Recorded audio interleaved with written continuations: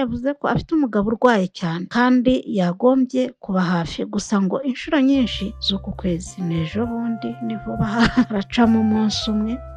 Urukiko rero rwafashe umwanzuro ku ifungwa n'ifungurwa ry'agateganyo ryabaye kuri uwa kabiri.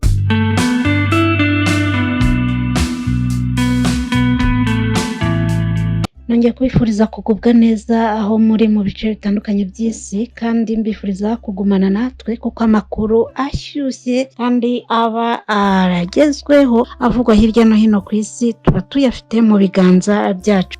Reka rero tujye kuri iyi nkuru ivuga iti urukiko rwa gisirikare ruherereye Nyamirambo rwategetse ko abasivile 23 n'abofisiye 2 ba RCS bakurikiranyweho ibyaha byo kwakira no gutanga inyandiko utemerewe ndetse n'ikibufatanyacyaha mu gukoresha umutungo wa leta icyo utagenewe barekurwa by'agateganyo. Ni mu gihe abasirikare 3 baregwa muri uru rubanza bagiye gufungwa iminsi 30 y'agateganyo. Iyi rero niyo nkuru iri kuvugwa cyane mu Rwanda ndetse no ku mbuga nkoranyambaga zo mu karere k'ibiyaga bigari. Iyi nkuru rwose iri gutrendinga byatari. Urukiko rero rwafashe umwanzuro ku ifungwa n'ifungurwa ry'agateganyo ryabaye kuri uwa kabiri tariki 26 Kanama 2025, aho urukiko rwategetse irekurwa ry'agateganyo. Ni mu gihe abasirikare 3 baregwa muri uru rubanza bagiye gufungwa iminsi 30 y'agateganyo. Muri abo basivile bafunguwe by'agateganyo harimo umunyamakuru Ndayishimiye Regan uzwi nka Rugaju, Ishimwe Rikadi na Mucyo Anta Biganiro ahoze muri uyu mwuga, ndetse n'umufana wa APRFC witwa Mugisha Frank uzwi nka Jangwani. Mu bafunguwe kandi barimo umuvugizi wa RCS CSP Sengabo Hilary na CSP Olive Mukantabana nawe akorera RCS. Aba baburanaga ku ifungwa n'ifungurwa ry'agateganyo bakurikiranyweho ibyaha birimo ubufatanyacyaha mu gukoresha umutungo wa leta icyo utagenewe, byakozwe binyuze muri Minisiteri y'Ingabo. Ubusanzwe isomwa ry'uru rubanza ryari riteganyijwe kuba ku itariki 21 Kanama 2025 ku isaha ya saa 4, ariko ryimuriwe uyu munsi ku itariki ya 26 z'ukwezi kwa munani mu ruhame. Ryabaye mu ruhame rero ku isaha ya saa 4 z'amanywa. Ntabwo isomwa ry'urubanza ryatangira igihe, ahubwo inteko y'abacamanza yageze mu cyumba basomeyemo imyanzuro saa 6:50, aho bavuze ko byatewe n'imirimo myinshi urukiko ruba rufite. Mbere yo kubasomera umwanzuro wafashwe ku ifungwa n'ifungurwa ry'agateganyo, umucamanza yabanje kubahamagara bose bajya imbere y'inteko y'abacamanza maze basomerwa ibyo bashinjwa byose. Urukiko rwasanze amatike bahawe batari bazi ko yasabwe mu izina rya Minadefu, bityo nta mpamvu zigaragaza ko bagize uruhare mu fatanyacyaha mu gukoresha umutungo wa leta icyo utagenewe. Urukiko rwasanze Biganiro, Mucyo Anta, Mugisha Frank, Shimwe Rikadi na Ndayishimiye Regan badahamwa n'icyaha cyo guhabwa inyandiko zigakoreshwa icyo zitagenewe.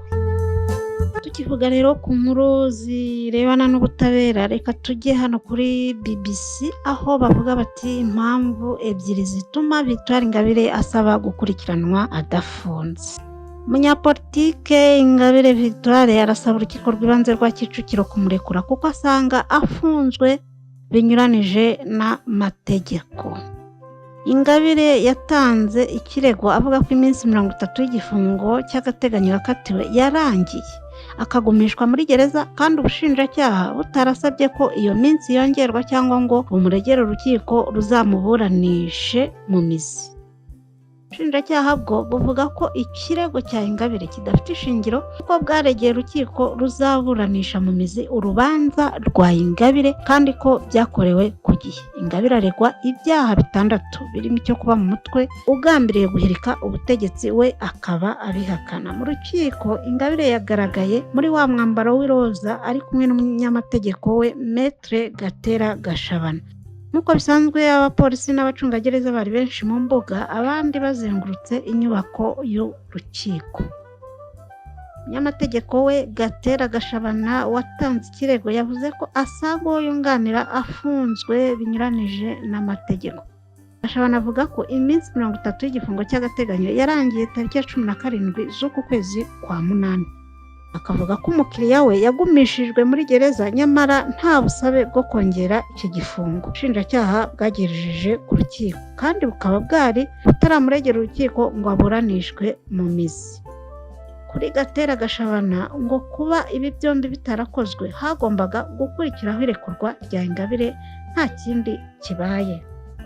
Ariko abahagarariye ubushinjacyaha buregwa bo basanga Gashabana yigiza nkana kuko umunsi wa 30 wuzuye ari ku cyumweru kandi nta mirimo ya leta ikorwa mu minsi yagenewe ikiruhuko. Bavuga ko batanze ikirego bukeye bwaho kuko babyemererwa n'itegeko. Bakavuga ko ikirego gikwiye guteshwa agaciro, ariko Gashabana ndetse n'uwo yunganira ntibanyuzwe n'ibi bisobanuro. Bavuga ko ifungwa ry'agateganyo ari icyemezo gifatwa mu buryo budasanzwe, ko iminsi yategetswe y'iki gifungo igomba kubarwa hatitawe ku minsi yaba iy'akazi cyangwa se iy'ikiruhuko.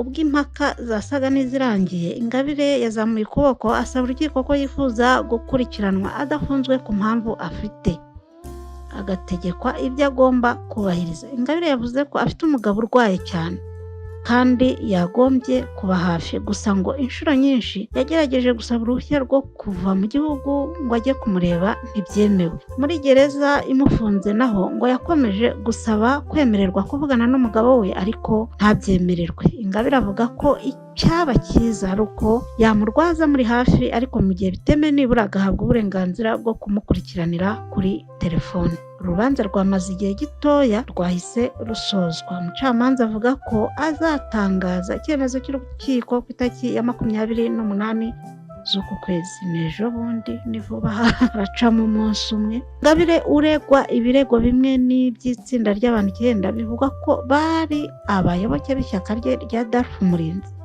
ritarandikwa ritaremerwa n'ubutegetsi bw'u Rwanda.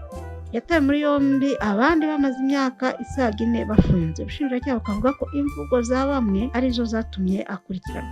Ingabire ahakana ibyaha, akavuga ko bimwe mu byaregwa byashaje bitagikurikiranwa mu rwego rw'amategeko, naho ibindi ngo akaba yari yarigeze kubibazwa mu bihe byashize ntagire inkurikizi ibaho. Iriya sasu risohoka rikwiye kugenda yanditseho izina y'uwo urigeneye. Urumva icyo ashaka kuvuga?